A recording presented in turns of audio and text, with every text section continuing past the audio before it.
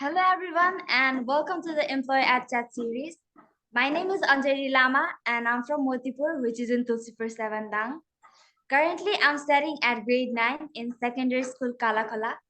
In near future, I want to become an author who writes science fiction stories, where I'll be talking about the lab experiments and the fun behind those hilarious experiments where me and my friends shared.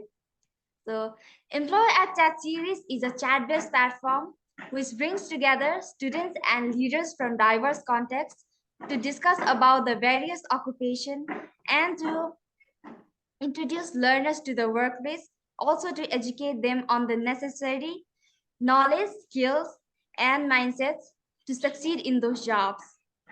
This month, we celebrate the International Day of Women and Girls in Science.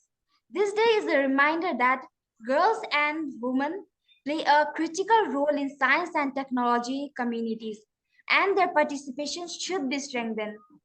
One sector where I think it needs to be further strengthened is education, where we want to see more women as a STEM teacher. By having more women STEM teacher, it not only promotes the education environment but also encourages more girls to pursue STEM education. And today we have a mathematics teacher, Taylor Ohlstrom from Atlanta. Welcome, Taylor. Thank you so much for having me. I'm excited to be here. And so let me start by asking this. What do you find most important about being a STEM teacher? Yeah, I think what I find most important is the inspiring work with students like yourself. It is truly incredible to see the new ideas that students come up with and how they want to change our world. I love seeing my students grow and find their passion and the future careers that they might pursue, especially in STEM. Lastly, I like seeing how my students connect what we're learning in the classroom with the world around them. Yeah, this is truly inspiring, Taylor.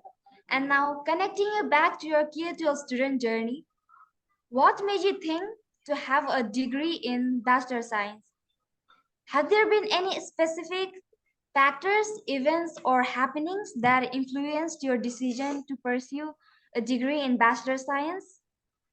Yeah, so growing up, I'm from a really small town in the United States where we were encouraged as girls to pursue certain careers, and teaching was one of them, but never teaching math. Math was seen as something that was for the boys. This was really hard for me because I really liked math and really enjoyed math, but it was never something that I felt supported in. So while I was going through school, maybe similar to you sometimes, I was a little bit bored. And especially in math class, because I just saw it as memorizing different things, solving boring equations. I didn't really know how math could be applied outside of school. So as I went through school and eventually got to high school, I had my first female math teacher, and she was the one who helped make me the person who I am today. She showed me that girls can do hard math, that we can have conversations about math, that math can be applied to the world around us. And like I said, just really inspired me to be the person who I am. She was the first person who really made me feel comfortable and made it okay for me to be a girl who really liked doing math. So when I went to university, I decided to study math education because I wanted to be that teacher for other girls like me. During my time at university, I thought it was really important that we didn't fulfill a lot of the stereotypes that we are currently seeing. So I decided to start teaching high school math. Yeah, this is really interesting how an encounter with a teacher can change a student's life and its impact can be so powerful. So, with this, can you please share what challenges have you faced during your university year as a science student? Yeah, so the first one that I faced was there was a lack of female representation, especially in higher education. I actually didn't have a female math professor until my 4th year at university, which is crazy that I spent so much time there and didn't have a female math professor. At the time, I didn't really think it was that big of a deal, but now I realize I didn't have a mentor or someone who could talk with me about the different experiences that I was having. Another challenge that I faced was the stereotypes of women in math. A lot of the times it felt like the easier problems were saved for the girls and the more difficult math was saved for the boys. And that was really hard to see when I was in school because we were able to do the hard math too. It didn't just need to be saved for the boys. The last challenge that I faced was when I was studying math, I just didn't see why math mattered outside of school. Kind of like I felt when I was in elementary school and middle school, I just didn't see why math or how math could be applied into the real world. So one of the ways that I tried to overcome that was see how math could actually be used in the real world. And that led me to where I am today as a math teacher. I see it as my goal to make sure that math can be applicable everywhere. This is really amazing, and your resilience in the face of those challenges is truly remarkable.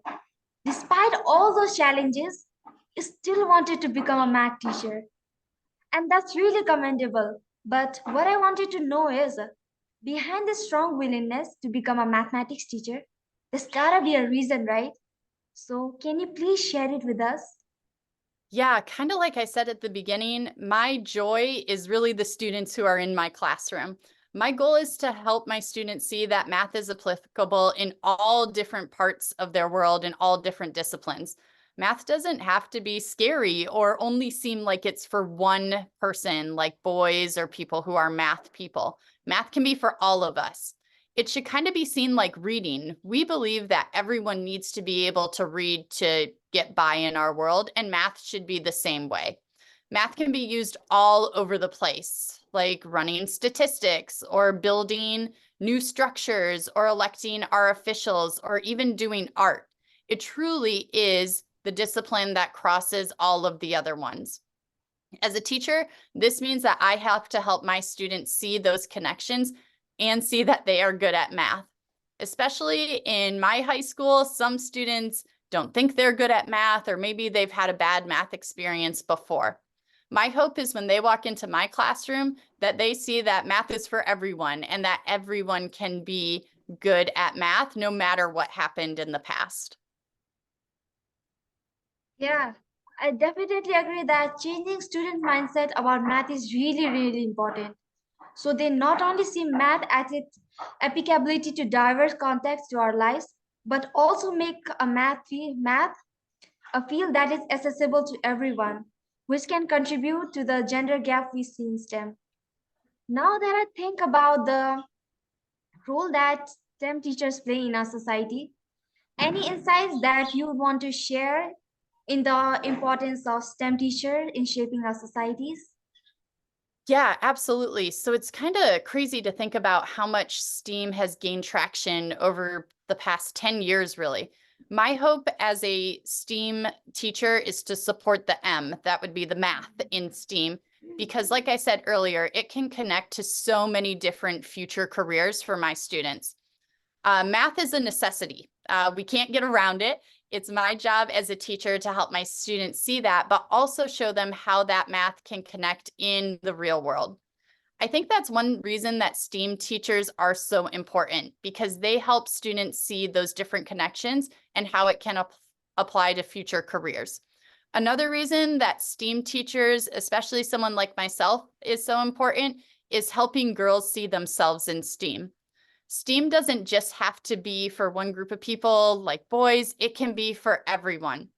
So similar to the teacher that I had in high school, STEAM teachers have the job to develop new girl leaders who are going to go ahead and, maybe run the world one day. We'll see. But this is really important because we need to start seeing a shift in STEAM so that girls become a part of the conversation at every turn. The last part of STEAM teachers is that they can help kind of build that bridge between the community and the schools. Recently in my classroom, one of the projects that we did is we helped run statistics for a nonprofit group that's in our community who needed help seeing how their work was impacting our city. This was really important because it helped my students see how their learning applied to the real world, but then it also helped bring our community into our school. Schools don't have to be separate from the communities, and I know it can feel like that sometimes, but schools can actually be essential to creating a positive impact in their world around them. Yeah, hearing you talk about this is really inspiring. And this month, we celebrate the International Day of Women and Girls in Science. Is there anything that you can share to inspire more girls in STEM education? Yeah, I think a lot of the things I'm about to say, I wish I could have had someone say it to me when I was your age. The first thing I would say is that women STEAM teachers in particular, are integral to changing the perspective of our world. Girls deserve to have teachers who look like them, like the one teacher that I had in high school. I kind of think about what maybe my world would have looked like if I had never met her and if she had never been my teacher. Maybe I wouldn't be a teacher right now. Maybe I wouldn't even like math. It's kind of scary to think about. But she was the one who really helped me accept myself for who I am and find one of my biggest passions in life. So I think the first thing that I would say is that we need women STEAM teachers so we can start inspiring the next generation like you. Another thing that I would say is during your time in school, find your passion within the STEAM community. I know sometimes STEAM can seem really, really overwhelming because there's so many different parts and so many different areas, but using the time in school to help explore those different areas is really, really valuable. For example, when you're in school, you might find that you are really passionate about climate change. And so then as you're going through school, finding different ways to study about the environment might be the best thing that you could do. Or maybe you're really interested in technology and art, and you could use those skills to create different community awareness flyers to bring attention to a need that is going on. Truly, the possibilities are endless for what you could do. I mean, even like you said earlier, you're thinking about becoming an author, and STEAM can even be involved in that when writing about different experiments and fun things like that. So like I said, I think the advice that I would give young girls is to find that passion. I promise that it's out there. You just have to keep exploring. As we're kind of looking towards the future, women in STEAM should no longer be an exception, but they should be the expectation. Like you said at the beginning of our conversation, this starts with education and encouraging girls to see themselves in the STEAM fields. As we conclude this enriching conversation, I want to extend a heartfelt thank you to Taylor for joining me and for sharing her experiences and insights.